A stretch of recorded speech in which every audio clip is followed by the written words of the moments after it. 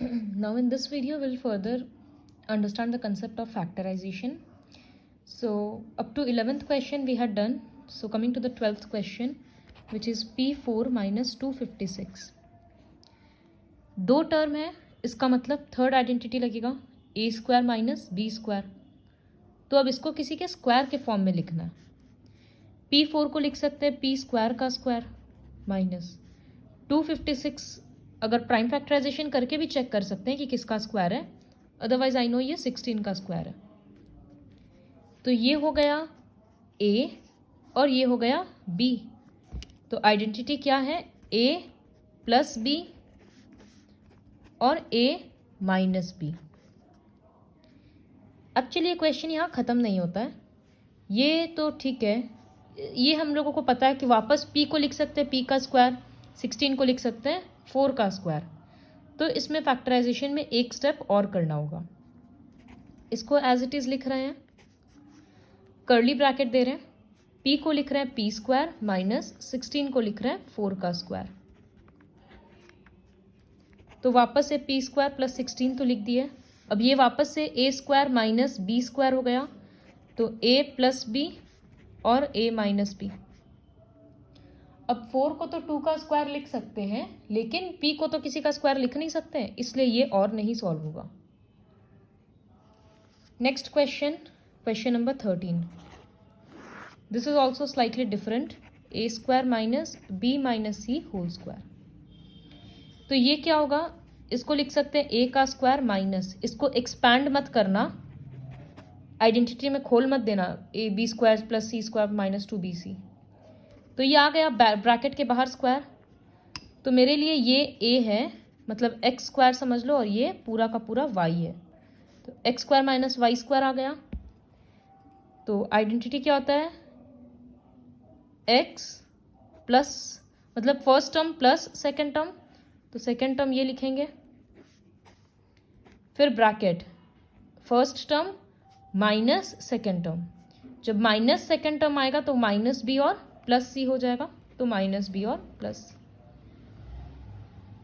इसको यूज करते हुए एक और क्वेश्चन करते हैं. Suppose the question is, this is an extra question. Suppose the question is 49 minus 5n plus 2m whole square. Suppose this is minus. तो ये क्या होगा, 49 को लिख सकते हैं 7 स्क्वायर माइनस, इसको ब्रैकेट के फॉर्म में ही छोड़ देंगे. तो फिर से ये हो जा रहा है a minus B, A square minus B square. तो एक बार a प्लस बी और एक बार a माइनस बी. जो माइनस बी लाएंगे तो यहाँ से इमेजिन कर लेना कि माइनस 5n और प्लस 2n. एक एक स्टेप को ऐसे थॉटफुली करेंगे तो कोई भी साइन का मिस्टेक नहीं होगा. नेक्स्ट क्वेश्चन एक अलग पैटर्न है जो कि 16th नंबर से मैच होगा. I am giving it in the form of extra question only. Suppose the question is,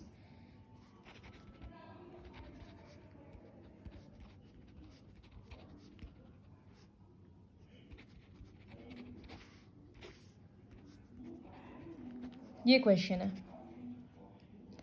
ये हम लोगों को क्लियरली देख के समझ में आ रहा है कि ये एक आइडेंटिटी है. ये a minus B whole square में लिख सकते हैं. तो पहले इसको लिखेंगे, क्योंकि क्या है कि आइडेंटिटी आने के लिए बाहर में स्क्वायर लाना ज़रूरी है. तो बाहर में स्क्वायर लाने के लिए इसको लिखेंगे 3a का होल स्क्वायर, कर्ली ब्रैकेट देंगे पहले. इसको लिखेंगे 5b का होल स्क्वायर और माइनस 2ab लिखते हैं, तो 2.3a.5b. Sorry, this will be 30. तो अपने आप बन गया 30ab.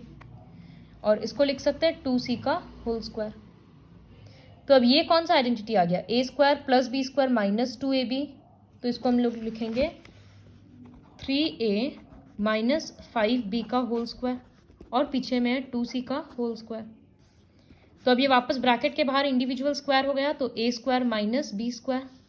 तो ये first term plus second term और first term minus second term, दोनों के बीच में मल्टीप्लिकेशन होता है. तो ऐसे ही 16th क्वेश्चन भी होगा. Now coming to the next identity. Identity 4 use होता है इस क्वेश्चन में. So I am actually starting with question number 18. X square plus 4y square plus 9z square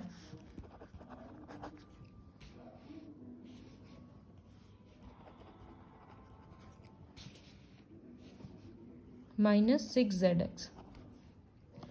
तो ये तो समझ में आ रहा है कि a plus B plus C whole square में आएगा क्योंकि 6 टर्म्स है. तो इसको लिखेंगे x का स्क्वायर. 4y स्क्वायर के बदले लिखेंगे 2y का होल स्क्वायर.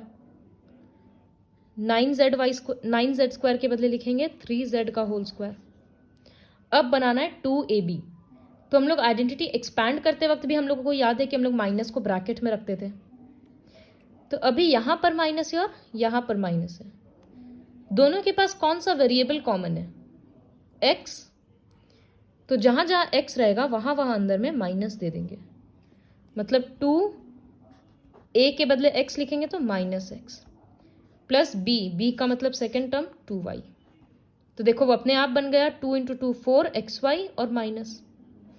उसी तरह से प्लस 2bc था तो 2b मतलब 2y, c मतलब 3z. फिर प्लस 2ca था तो c मतलब 3z और a मतलब माइनस x. तो वो अपने आप माइनस 6z बन गया. तो ये लिखेंगे minus x plus 2y plus 3z का होल स्क्वायर. तो इसके बाद इसको 2 बार लिख देंगे पूरे ब्रैकेट को.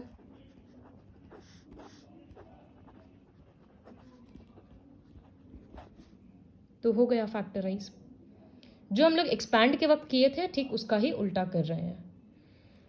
I will do one more question. Question number 20. a square plus b square by 4 plus c square by 9 plus ab plus bc by 3 plus 2 by 3 ca. तो ये मिक्स्ड पोर्शन को देखकर कंफ्यूज मत होना, बस तुम लोग ये शुरू का पोर्शन पे ध्यान दो. तो ये a होल स्क्वायर, यहाँ पर b by 2 whole square. Notice करो कि सबके आगे प्लस ही है तो सब में प्लस ही रहेगा, अंदर में किसी को ही नहीं देना पड़ेगा माइनस. और ये c बाई 3 होल स्क्वायर. फिर क्या होता है 2ab. तो इसको इग्नोर करो, जस्ट अपने आप आएगा वो 2 dot a dot second term. देखो 2 और 2 कैंसिल हो गया, अपने आप वो ab बन गया. इसी तरह से प्लस 2bc. तो b के बदले b बाई 2, c के बदले c बाई 3. अपने आप 2 और 2 कैंसिल हो गया, वो bc बाई 3 बन गया. Similarly 2ca. c मतलब c बाई 3, a मतलब a. तो आइडेंटिटी में रिप्रेजेंट हो गया तो हम लोग इसका ब्रैकेट का फॉर्म लिख देंगे. फिर नेक्स्ट स्टेप में इसी ब्रैकेट को 2 बार लिख देंगे. तो हो गया factorise. So complete the whole worksheet.